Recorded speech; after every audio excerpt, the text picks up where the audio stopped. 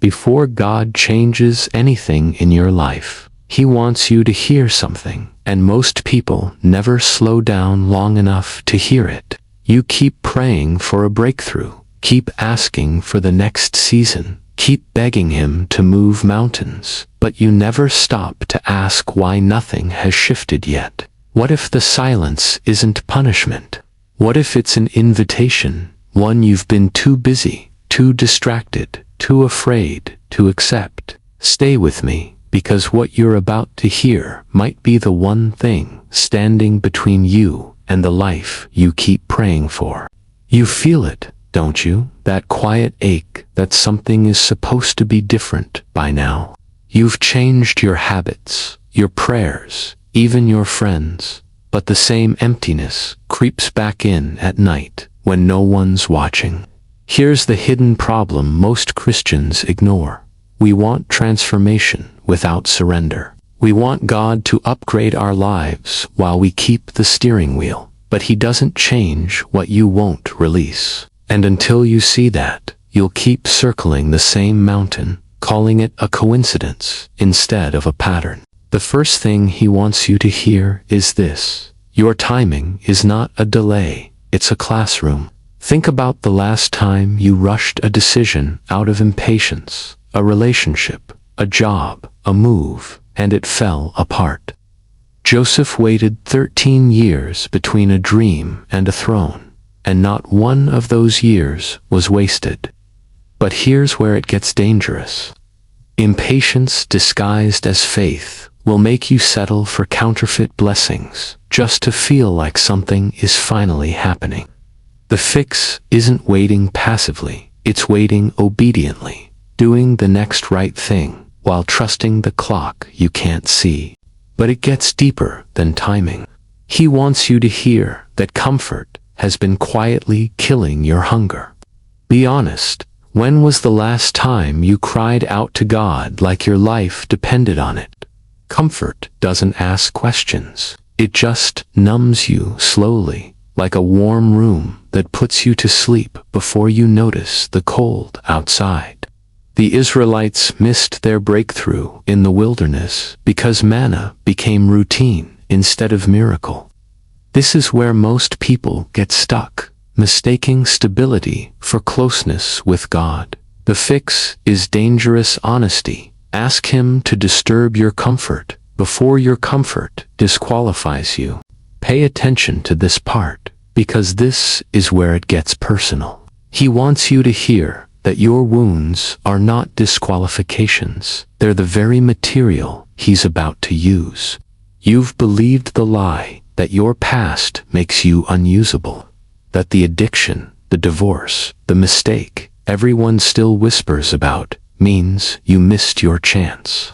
But Rahab was a prostitute before she was a hero of faith. The danger here isn't the wound itself. It's the shame that convinces you to hide instead of heal. The fix is letting God see the wound out loud, because hidden pain never becomes a testimony. Most people miss this next one completely. He wants you to hear that your obedience in private is louder to Him than your performance in public. You post the verse, you raise your hands at church, but what happens when no one's filming? David didn't become king on a stage. He became king while killing lions, alone in a field. This is spiritually dangerous territory, because public faith without private surrender becomes a mask, and masks eventually crack under pressure. The fix is simple but uncomfortable. Build the parts of your faith no one claps for. Here's where it becomes dangerous. He wants you to hear that you've confused control with trust. You say, "I trust God," but you still check your phone every 5 minutes, hoping the situation fixes itself by your own effort. Trust isn't sitting still. It's releasing your grip while your hands are still shaking. Abraham walked up that mountain with Isaac, knife in hand, fully expecting a miracle before the blade ever fell. The danger is this: control feels safe, but it blocks the very miracle you're praying for. Let go before letting go is forced out of you. And this is the part that will sit with you long after the video ends. He wants you to hear that he's not waiting for you to be ready. He's waiting for you to be willing. Readiness is a feeling. Willingness is a decision. Moses wasn't ready. Gideon wasn't ready. Peter definitely wasn't ready. Yet all of them said yes before they felt qualified. The danger in waiting for ready is that ready never comes. It's a moving target designed to keep you frozen. The fix is terrifyingly simple. Say yes today while you're still scared, still unfinished, still you. If something in this video just pressed on a place you've been avoiding, don't scroll past it like it didn't happen.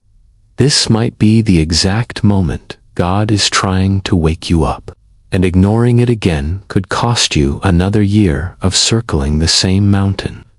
Comment the one line that hit you the hardest, not for likes, but because saying it out loud is the first step toward change. Share this with the one person you know is stuck exactly where you used to be. And if your spirit needed this today, subscribe, because this channel exists for moments exactly like this one. So before God changes your life, remember this: He's not asking for your perfection. He's asking for your attention. Close your eyes for a second and just whisper this: God, I'm done running from what you're trying to show me. Make me willing before you make me ready. Break my comfort before it breaks my purpose. I don't fully understand what's coming, but I'm done hiding from it. Whatever you do next, don't walk away from this moment the same way you walked into it, because some words aren't meant to be heard twice.